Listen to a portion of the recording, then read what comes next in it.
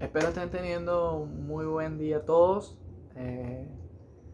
Mi nombre es José Navarro. El día de hoy me encuentro acá con el objetivo de compartir con ustedes noticias que me llamaron la atención y que están sucediendo actualmente en el mundo de la medicina. La fuente es Medscape. Artículo fue publicado el día de hoy, 9 de mayo. Por la revista, sitio de referencia médica mundial Medscape, ¿ok? Sitio que no nada más te actualiza sobre lo que sobre la parte sobre las últimas noticias médicas, sino también perspectivas de los expertos, información actualizada sobre medicamentos y enfermedades en función del paciente y educación médica continua y profesional, ¿ok? Actualmente hay un estudio que se realizó en Canadá del 1 de enero de 2007 al 31 de marzo de 2019. O sea, tiene más o menos tiempo. ¿Ok? El estudio se llama "Tres síntomas sugieren un mayor riesgo de autolesión en pacientes con cáncer". O sea, hay 3 síntomas que suponen o predisponen como factor de riesgo autolesiones en pacientes con CA. No especifica que sea, pero sí especifica que son los pacientes recién diagnosticados con cáncer. ¿Okay? El estudio es canadiense, habla sobre la ansiedad, la depresión y la dificultad para respirar de moderada a grave, las cuales indican un mayor riesgo de autolesiones no fatales, ¿okay?, entre los pacientes diagnosticados recientes con cáncer. En un estudio de casos y controles basados en la población, cada uno de estos síntomas se asoció con un aumento de al menos 60% en el riesgo de autolesiones no fatales, informaron los investigadores. Los médicos deben saber que las autolesiones son un problema real después de un diagnóstico de cáncer. Esto respondió a Medscape Noticias la investigadora principal, la doctora Julia Haile. ¿Okay? Hay otro parágrafo que menciona: la autolesión no representa necesariamente un intento de suicidio. Si bien nuestros datos no nos permiten saber cuál fue la intención, sabemos por otros trabajos que las repercusiones de la angustia en pacientes con cáncer son mucho más amplias que el suicidio. Las autolesiones pueden ser un medio para hacer frente a las dificultades psicológicas de algunos pacientes sin intención de suicidio. Recordando muy bien que, bueno, obviamente el suicidio forma parte de uno de los criterios más relevantes para el diagnóstico de la depresión, trastorno depresivo mayor. Y básicamente, y esto lo pueden buscar en Medscape directamente y profundizar un poco más para aquellos colegas que les gusta conocer un poco más sobre el tema o que quiera conocer más sobre este artículo. Pero esto nos hace referencia a la importancia que tiene ciertos aspectos en el paciente que pues a veces no tomamos en cuenta, ¿no? Hablando desde el punto de vista médico. Hay cosas que pues si no nos mantenemos actualizando, si no leemos, si no indagamos, pues no conocemos y pasaremos por alto. Realmente las enfermedades evolucionan. Realmente con este tipo de artículos y de estudios de investigación te das cuenta que las enfermedades evolucionan, que no todo el tiempo se deben manejar como se manejaban antes, y que el conocerlas permite una mejor conducta terapéutica en la actualidad. Por eso que es muy relevante el conocer. Por lo menos ahorita este artículo pues básicamente habla de esa exacerbación de la enfermedad producto de 3 síntomas que podemos lograr determinar o tomar en cuenta en el momento de una consulta. Por lo menos en mi caso, yo soy médico general. Realmente tenemos que estar leyendo muchas cosas porque el margen o la cobertura de motivo de consulta es amplio, o sea, es grande, no es igual que la consulta de un especialista. Cuando por ejemplo eres cardiólogo, te llevan solo pacientes de cardiología; cuando eres neurólogo, te llevan pacientes de neurología, y en ocasiones también llegan pacientes con sus patologías referente a su especialidad, a la especialidad a la que pues van, pero tienen enfermedades, tienen múltiples enfermedades, entonces es un manejo multidisciplinario. Entonces esto es importante y también por eso realizo este espacio. Creo este espacio con la intención de pues a todos mis colegas que son médicos generales al igual que yo, que todavía no han hecho la especialidad, pues hablar un poco de estos temas también y comentarlos, porque no está de más, no está de más. Vamos a ir con la siguiente noticia. También fue publicada el día de hoy, 9 de mayo, y tiene por nombre, un momento, perdón, esta fue publicada el 6 de mayo, ¿ok? Fue publicada el 6 de mayo, vamos a dejar para última una noticia también muy relevante, pero vamos a pasar a esta, la segunda no la encontré por acá. La COVID-19 grave agrega 20 años de envejecimiento cognitivo. Miren, han sido muchas las secuelas de pacientes que han tenido COVID, que han tenido SARS-CoV. Yo creo que en la pandemia, acá en Venezuela, pues muchos colegas de los que realizamos atenciones médicas domiciliarias, realizamos atenciones médicas de emergencia, que fueron extra clínicas, ¿okay? En el sentido de que fueron fuera de una institución, ya sea hospital o clínica, nos dimos cuenta de que hay pacientes que sí padecieron o sí presentan secuelas post-COVID y que son múltiples, realmente son múltiples. Y pues encontrar artículos como este, pues te hace dar cuenta el grado de impacto que puede llegar a tener. Ok, siguiendo con el artículo, menciona: el deterioro cognitivo de la COVID-19 grave equivale a 20 años de envejecimiento, informan los científicos detrás de un nuevo estudio, y agregan que el deterioro es equivalente a perder 10 puntos de coeficiente intelectual. Miren, aquí hablando del coeficiente intelectual, el coeficiente intelectual, según el doctor Mario Alonso Puch, y deberían buscar un video que tiene en un foro o una entrevista que tuvo con BBV Banco Provincial, donde él habló precisamente sobre el coeficiente intelectual.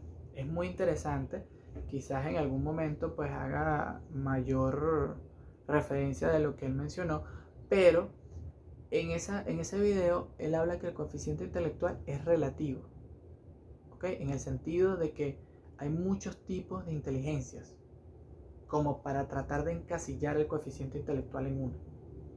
O sea, hay inteligencia kinestésica, inteligencia musical, inteligencia emocional, o sea, hay muchísimas para poder tratar de evaluar la inteligencia de una persona en una prueba de coeficiente intelectual.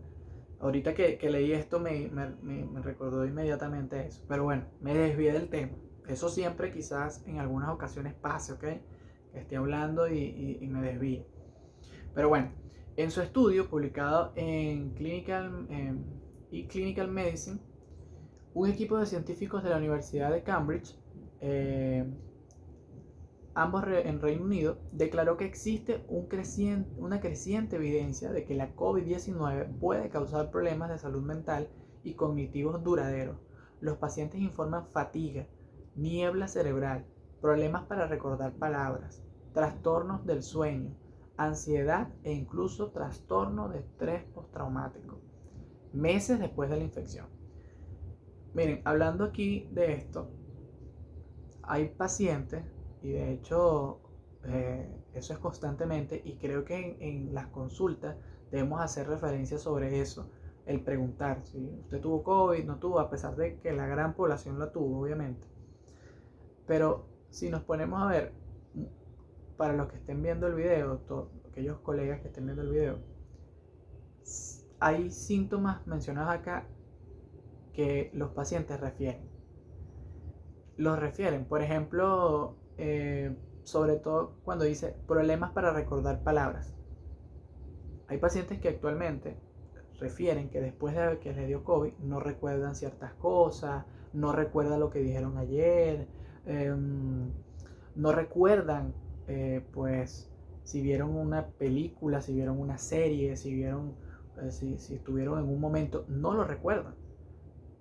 E incluso también trastorno del sueño.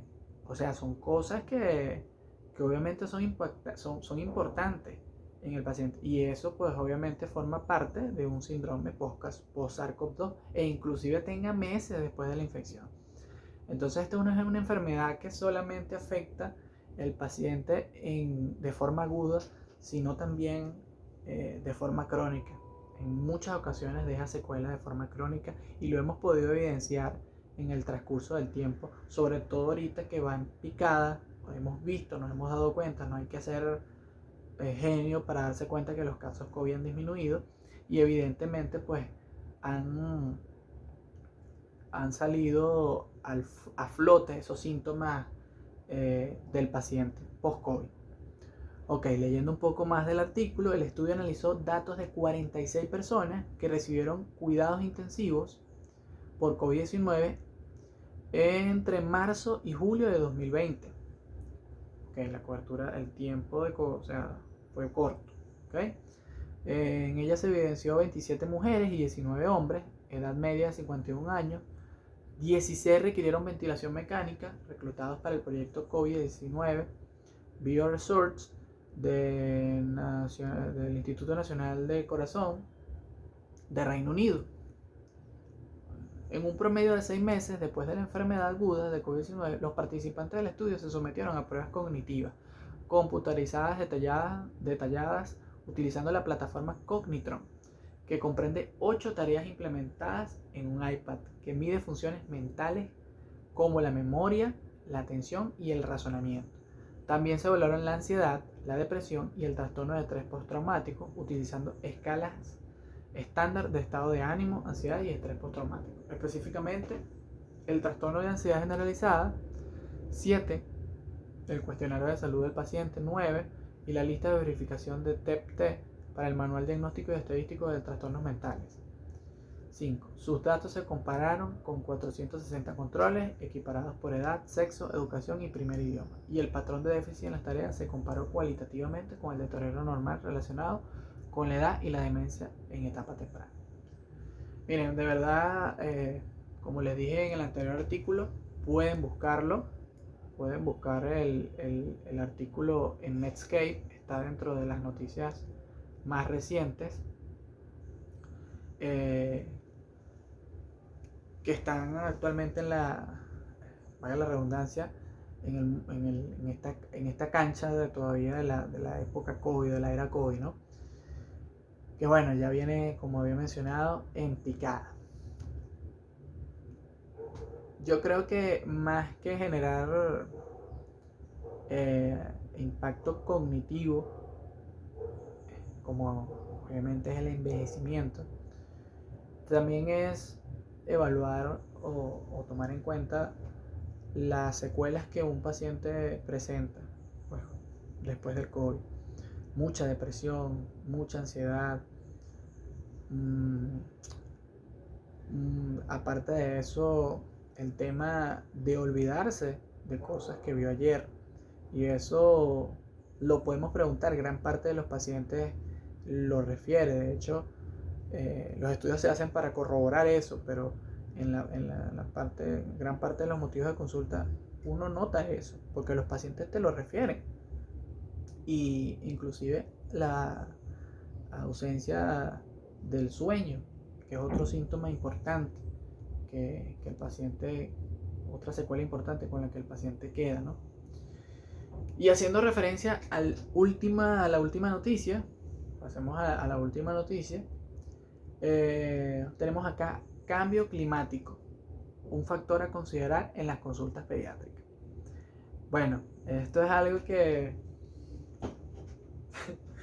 el invierno hace y deshace con los pacientes pediátricos. Es donde pues aflora la mayor, mucha gripe y predispone también a los más pequeñitos a padecer de otros síntomas virales, fiebre, congestión nasal, malestar general, y que también los factores ambientales influyen en el motivo de consulta con el aumento de los casos de los pacientes pediátricos.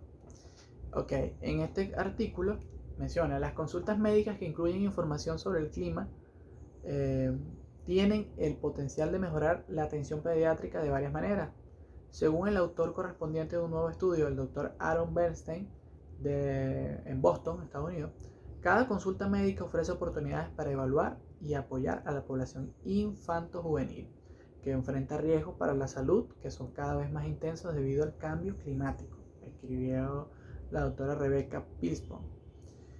En una presentación del Congreso Anal de la Academia de Pediatría en 2022, el Dr. Bernstein destacó 5 componentes de la atención pediátrica informada por el clima mencionados en el artículo. 1. Cribado informado en el clima. 2. Promoción de la salud que influye beneficios de la salud y el clima. 3. Gestión de la atención que anticipa los riesgos climáticos para la población infanto-juvenil en riesgo. 4. Orientación anticipada informada en el clima.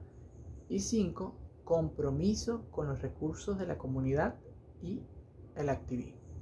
Los pediatras pueden incorporar cuestiones relacionadas con el clima en los protocolos de cribado, preguntando a los pacientes sobre el entorno de su hogar, indicó el Dr. Bernstein. Las posibles preguntas que se pueden hacer influyen si la familia tiene aire acondicionado en el hogar y si les preocupa el precio del recibo de la luz o no poder pagarlo, comentó. Las discusiones sobre promoción de la salud durante los encuentros clínicos pueden enfatizar que comer más frutas y verduras no solo es bueno para la salud del paciente pediátrico y de toda la familia, sino que también es bueno para el planeta en el que vivimos. Las estrategias de gestión de la atención deben anticipar los riesgos climáticos para la población infanto-juvenil en riesgo, como aquellos con afecciones médicas complejas o crónicas y los atletas que se ejercitan al aire libre, para quienes la calidad de aire podría ser un problema, observó. Entonces, hay otro punto acá que quiero mencionar, otro párrafo. La gestión de fármacos tiene un aspecto informado sobre el clima, compartió el Dr. Bernstein. ¿Qué tan seguros son los fármacos que prescribe?, preguntó. Durante los meses de verano, el riesgo relativo de hospitalización por exposición al calor aumenta con una serie de fármacos, incluidos inhibidores de la enzima convertidora de angiotensina, diuréticos de asa, estimulantes, anticolinérgicos, antipsicóticos y betabloqueantes. ¿Ok? O sea, volvamos de nuevo. ¿Qué tan seguros son los fármacos que prescribe? Durante los meses de verano, el riesgo relativo de hospitalización por exposición al calor aumenta con una serie de fármacos, incluidos inhibidores de la enzima convertidora de angiotensina, diuréticos de asa, estimulantes, anticolinérgicos, antipsicóticos y betabloqueantes. O sea, que estos medicamentos aumentan el riesgo de hospitalización por el cambio del clima. O sea, esto es algo importante. Y sin embargo, pues no menciona qué porcentaje de gravedad, ¿no? Qué porcentaje de gravedad que tiene el paciente hospitalizado. O sea, imagínense. Son aspectos importantes que se tienen que conocer y que debemos conocer. Realmente es increíble. Como les dije anteriormente, se los vuelvo a repetir, pueden buscar el artículo en Medscape, está dentro de sus noticias más recientes, de hecho fueron compartidas el día de hoy. Pero hablando un poco sobre esto, el cambio climático sí tiene un impacto en los motivos, en las consultas, sí aumenta en las consultas, e inclusive podemos ver que según el estudio, hay medicamentos que intensifican para los pacientes que son hospitalizados el riesgo o el tiempo de hospitalización por el cambio del clima, imagínense. O sea, son aspectos relevantes. pero sin embargo la mayor cantidad de pacientes que se ven afectados son los pacientes pediátricos.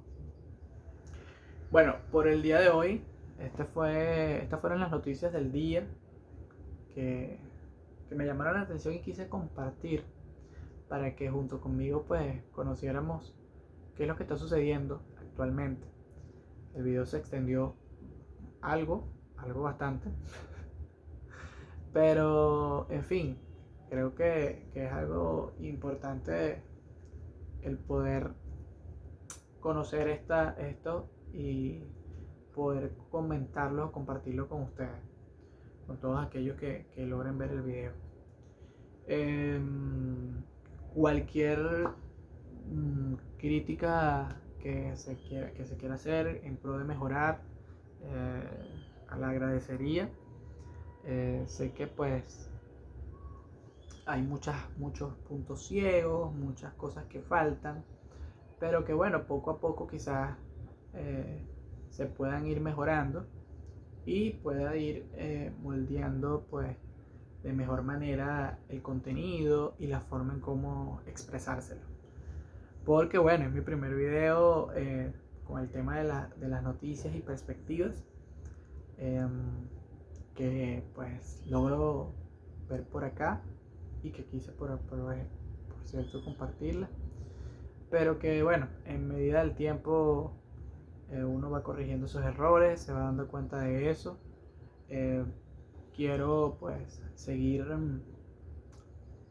siendo parte de esto y compartir con ustedes este tipo de videos. Por favor, aquellos que ven el video por YouTube, por sea la red que sea, denle like, compártanlo, síganme, suscríbanse y así serán parte y me harán también a mí también un poco de motivación allí para seguir compartiendo estos videos. No todo vamos a hablar de medicina, no todo el tiempo voy a comentar, basarme todo el tiempo en ese tema. Quiero hablar de otras cosas importantes que son para mí, que pues, o sea, dar mi opinión y así también pues saber la de ustedes. Me despido, muchísimas gracias por el video hasta acá. Un verdadero placer, un verdadero gusto y espero me apoyen. Cualquier cosita en la caja de comentarios. Hasta luego.